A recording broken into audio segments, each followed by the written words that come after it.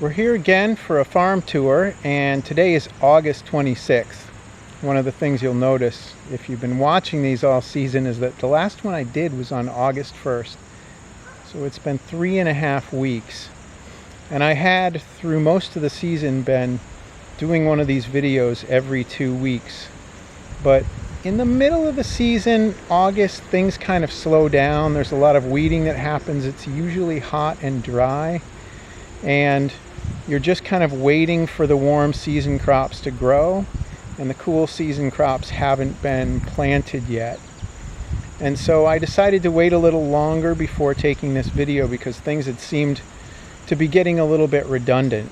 But because it's been 3.5 weeks, you'll see a lot of things that are new in the field, a lot of things that have grown up that were really small the last time we saw them, and a lot of spaces in the field where things have been taken out that were there the last time that I videotaped. So we're going to start as usual in the carrot block behind me. And this is a newer planting of Swiss chard. We'll see the older one is actually still being harvested, which Swiss chard can go through a whole season. But this one is also being harvested now, and you can see that these plants were actually taken. Today is Wednesday, so it's a CSA pickup day, and you can see that there were leaves taken right off of these plants probably yesterday. Beyond that, it looks like there's some parsley. You can see also just newly harvested this planting of dill and cilantro, and we've looked at dill and cilantro throughout the year, but I don't think we've ever seen one that was just harvested. And you can see they're not taking the whole plant here, they're just cutting off the tops, and this will give this planting an opportunity to regrow and produce another harvest. And that's, sometimes we call this cut and come again when that technique is used. Behind it you can see carrots and beets, and then to my right here you see this big planting of carrots. These are storage carrots for the winter. This farm sells carrots through their farm store all winter long, and because they're storage carrots, and I talked about this last time, they're planted a little bit farther apart.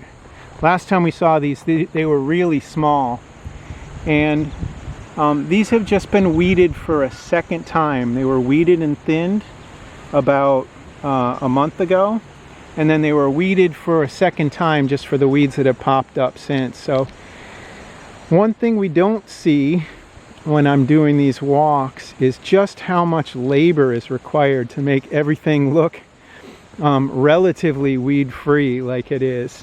And this farm is about as weed-free right at this time of year as a diversified vegetable farm ever gets. I don't see many that are this clean. And you know, it's partly the year there hasn't been a tremendous amount of rain, and they've just been on top of things here. It may not feel that way to the farmers, but it certainly looks that way to me, who's walked around a lot of different farms throughout the years.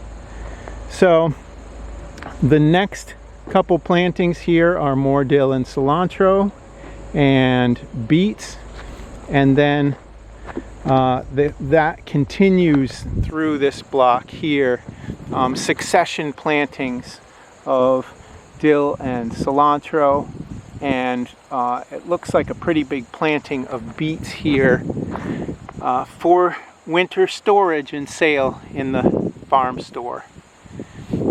A little bit, try and get down, it's a little bit windy today, so I hope that's not affecting the sound too much. A little bit older planting of beets, but still this one, it looks like, has been thinned and was probably weeded once, but will get weeded again soon. You can see all of the purslane in this planting, and we've talked about this before. Purslane is a great eater and it's very nutritious, but it is the dominant weed on this farm. Purslane, and probably a close second is Galansoga, which is the one that you see right here. Not quite flowering yet, but this plant is just about to flower, even though it just probably emerged a week or two ago. So we've been watching these guys all season long, and we're finally starting to get some size on these celeriac. And they are, the plants look really healthy still, but we're starting to see maybe just a little bit of senescence on the leaves as they take their energy and the sugar that they've been storing up and transfer it into their starch and sugar and flavor storage in these big roots that they're developing. Bulbs, really, at the top of the root. This next planting under the insect netting is perpetual spinach and Swiss chard. And this Swiss chard we've been seeing all year. This one planting has been tremendously productive. It's harvested basically every week, and it's still going. Now, the next thing we see, and this is very different from what we saw here last time, is this large field of oat and pea cover crop. And we've talked about this before in these videos, but we haven't seen much cover crop in a while. That's because cover crop is usually still around in the spring, and then it's taken out as things are planted. Well, now that things are gone, the cover crop is starting to go back in. And oats and peas are a cover crop that will winter kill, meaning that it won't survive the winter. It's just here for the fall to hold down soil and suppress weeds and add nutrients when it gets plowed into the ground. And this one was probably planted 2 or 3 weeks ago, and this whole block here was the summer carrots, beets, cilantro, dill, and other things that we saw all summer long. And gradually, as those things were harvested, they came out, and once there was a big empty block here, it was planted, it was plowed and planted to cover crop. Here we have an older planting of cilantro and dill, and behind it carrots that are still being harvested this summer for CSA. A planting of beets here, another old planting of cilantro and dill. Again, those are planted every week or two in order to have availability throughout the CSA season. And then, and this is a big change here, you can see the squash block is actually starting to really decline. And what's happening with these plants is that they are using the energy that they had previously been using to grow lush foliage to instead grow seeds and squash. And you can see a couple of different kinds in here. This is red curry squash right here. You can see butternuts behind it. There are some spaghetti squash down in here, and some acorn squash as well right in here. And all of these are becoming visible because that huge carpet of foliage that we've been seeing throughout the year is starting to die back as the plants take their energy and provide them to the fruits and the seeds that they're producing.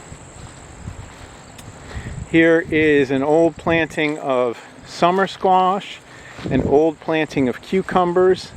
It looks like there may be just a couple of cucumbers left on there, but these are pretty much done. And we'll see one last planting of those that's being harvested right now. This is sweet corn, and interestingly, you can see this wire, or this mesh electric fence here. And this is here because there is a raccoon in the field. And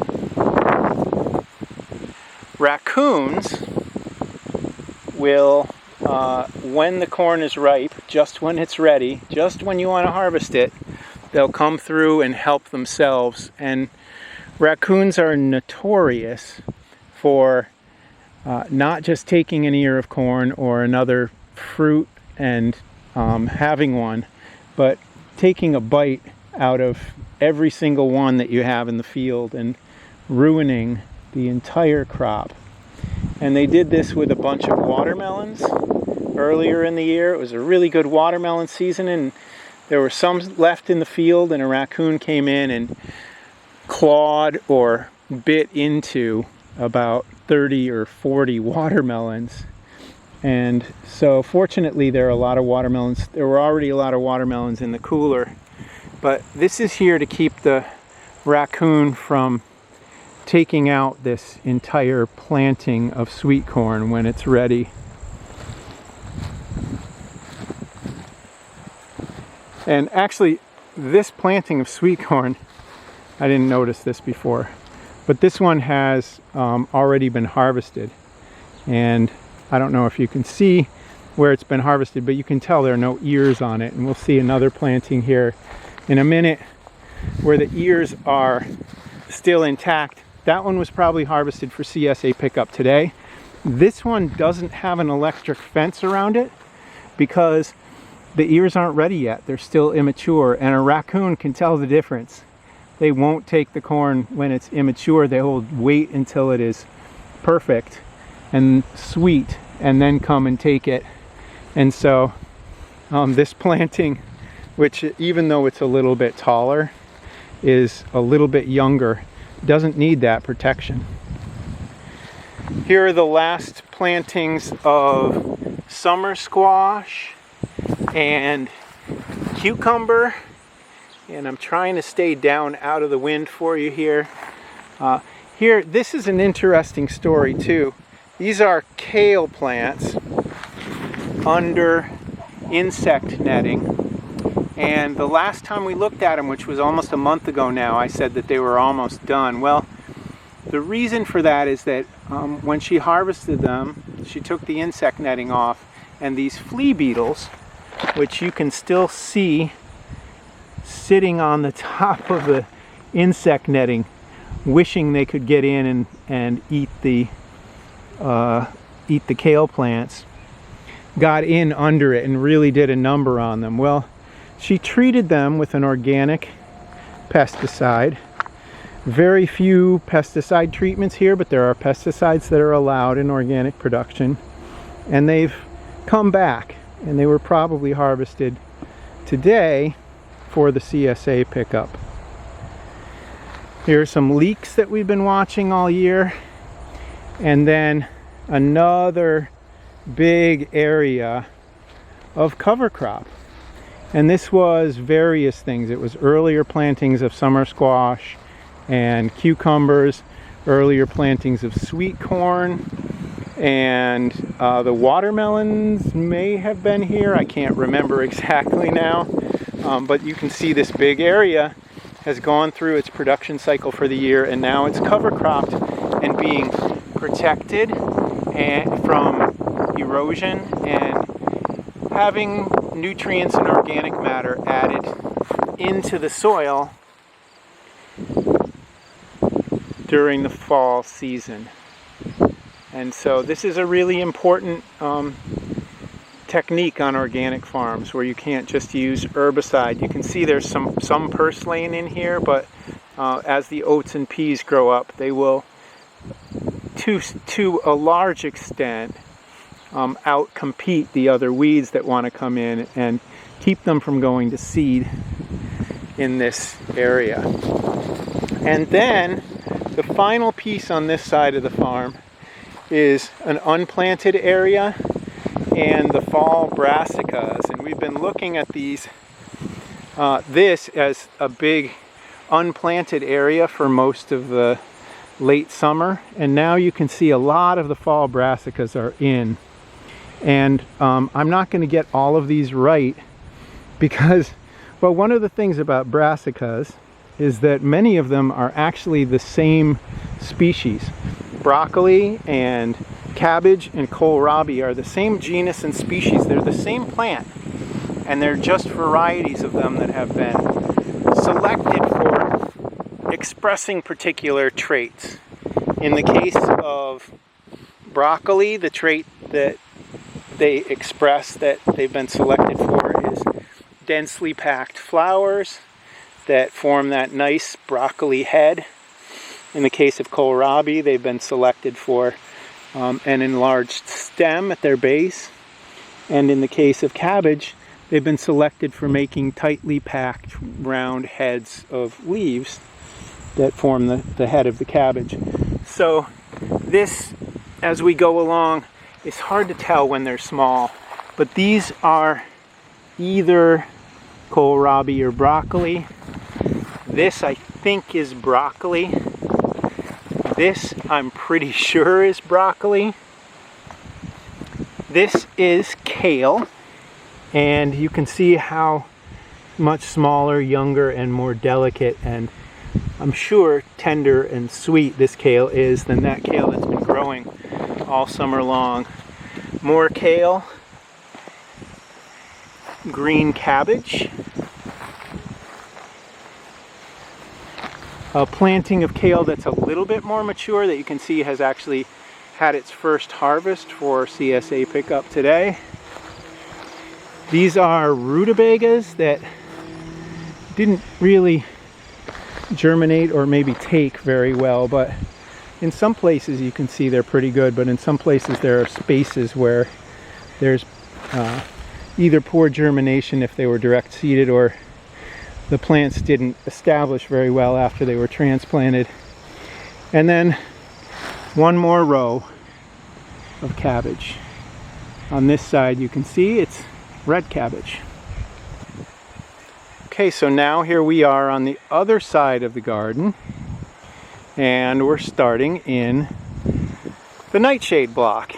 And you can see these beautiful little orange cherry tomatoes, sun gold tomatoes. These are a U-pick item on the farm.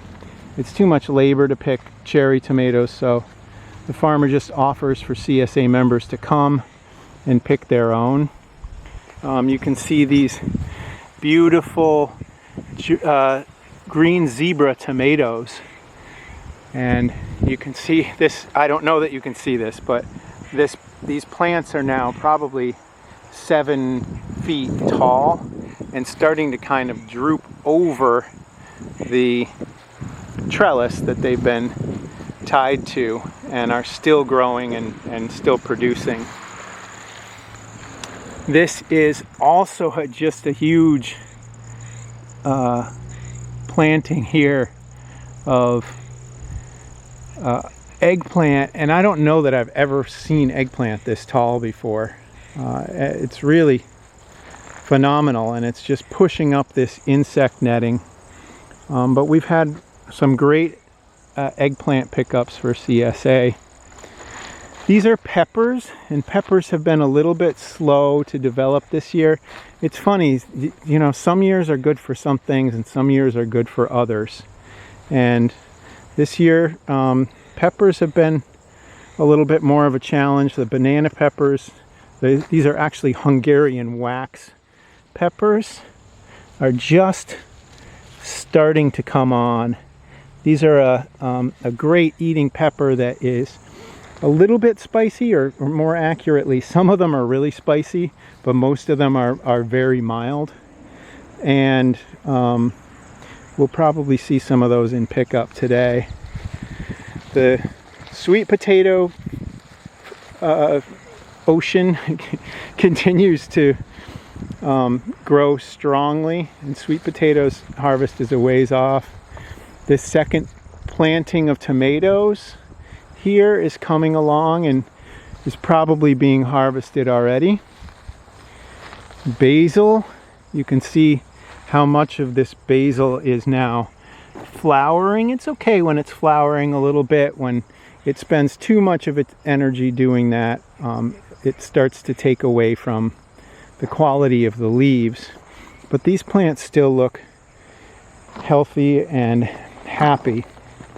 And then potatoes, and potatoes are almost ready to harvest. The skins are starting to harden up and the potatoes themselves are sizing up. You can see that because they're not worried about competition for the foliage, for nutrients anymore, they've stopped coming through here and weeding, and they're just waiting for the potatoes to mature, and then they'll come through and dig them out. And then we have this really big block here that is empty, and this was onions, garlic, earlier plantings of beans and lettuce.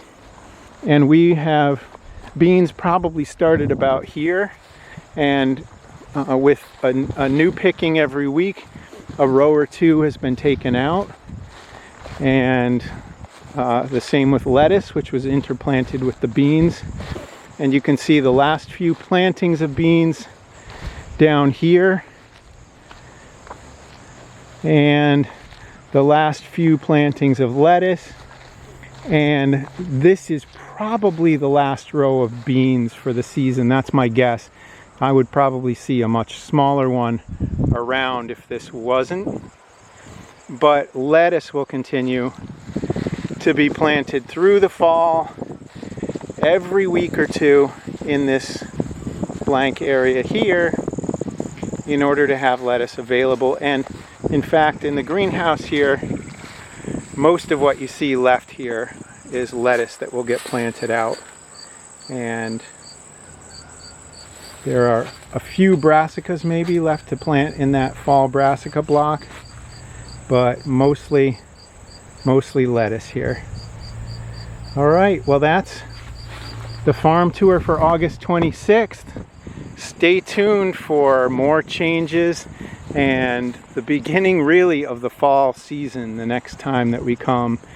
It will be September, and September is a big harvest time and a really nice time on the farm.